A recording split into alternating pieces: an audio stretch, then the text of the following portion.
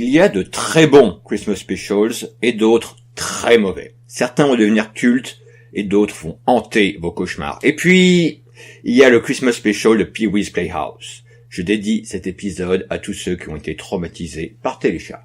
Entre 1986 et 1991, Paul Rubens va interpréter le personnage de Pee-wee Herman sur CBS. En France, on connaît surtout le film Pee-wee's Big Adventure, sorti en 1985, voire le film Pee-wee's Big Holiday, sorti en 2016 sur Netflix. Mais le personnage est culte outre-Atlantique. Le personnage est né à la fin des années 70 de la rencontre de Phil Hartman et de Paul Rubens, alors que ce dernier cherchait désespérément à intégrer la troupe du Saturday Night Live. Il développe cet adulte doté d'un imaginaire d'enfant dans les scènes de stand-up de Los Angeles. HBO immortalisera le spectacle en 1981 en diffusant le Pee-wee Herman Show. En 1985, Pee-wee est porté sur grand écran par Tim Burton, dont c'est le premier film, avec Pee-wee's Big Adventure. Michael Warhol rejoint Hartman et Rubens à l'écriture, et le film à petit budget devint un gros succès, au point que CBS offre sa plage hebdomadaire du samedi matin au Pee-wee's Playhouse. Comment décrire l'émission? Pee-wee vit dans une grande maison farfelue entourée de jouets vivants, de meubles qui parlent, d'animaux, de marionnettes et j'en passe. De nombreux personnages comme Conky le robot, Miss Yvonne, Reba la postière, Captain Carl, Cowboy Curtis ou le roi des dessins animés viennent lui donner les répliques ou lancer les séquences. En plus de tout l'aspect marionnette, on a droit à de nombreux segments animés en pâte à modeler, comme Penny ou des histoires de dinosaures vivant dans les murs, généralement animés par Richard Glowacki et Nick Park, les futurs créateurs de Wallace et Gromit.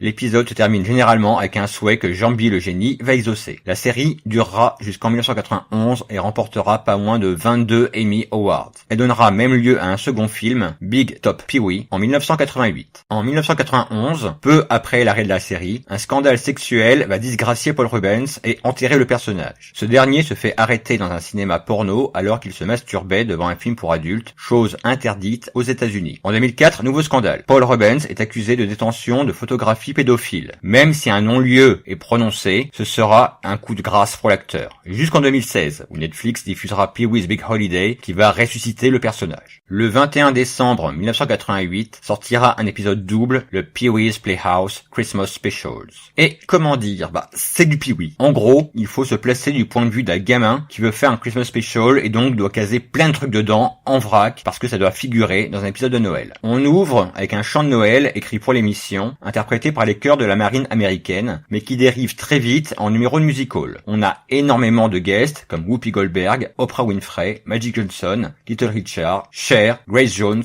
et j'en passe. Mais qui font tous une apparition éclair, parce que faut caser énormément de guests dans un Christmas Specials, et donc on n'a pas le temps de les garder bien longtemps. Les segments habituels sont détournés à la sauce Noël. Ainsi, Miss Yvonne, personnage obsédé par sa coiffure, arbore une chevelure aux allures de sapin de Noël. Magic Johnson apparaît dans un traîneau dans le Magic Screen, car c'est le cousin du télécran. Le Picturephone devient une excuse pour nous caser un chant de Noël interprété par Diana Shore, The 12 Days Before Christmas. On a droit à un running gag sur la liste de Noël de Pee-wee, pour lequel sont mis à contribution Conky, le robot, Reba la postière, puis au final, Jambi le génie. Tous les invités et les personnages récurrents défilent et offrent à Pee-wee d'indigestes fruitcake. On a bien évidemment droit à une séquence de DIY sur les cartes de Noël et un segment éducatif sur la nativité, voire même une évocation de Hanouka. Je vous balance tout ça un peu en vrac, mais c'est vraiment l'impression que ça donne. On n'a que 50 minutes et tant de choses à placer pour faire le parfait Christmas Specials que toutes les séquences, les guests, les apartés musicaux, etc. s'enchaînent dans un joyeux bordel. Mais cet épisode est à voir, car il caricature à merveille les shows faisant leur Christmas Special. Dans le prochain épisode, nous verrons comment certaines séries ont volé Noël. Mais ça, c'est pour demain. En attendant, je vous souhaite de joyeuses fêtes. Bonjour chez vous.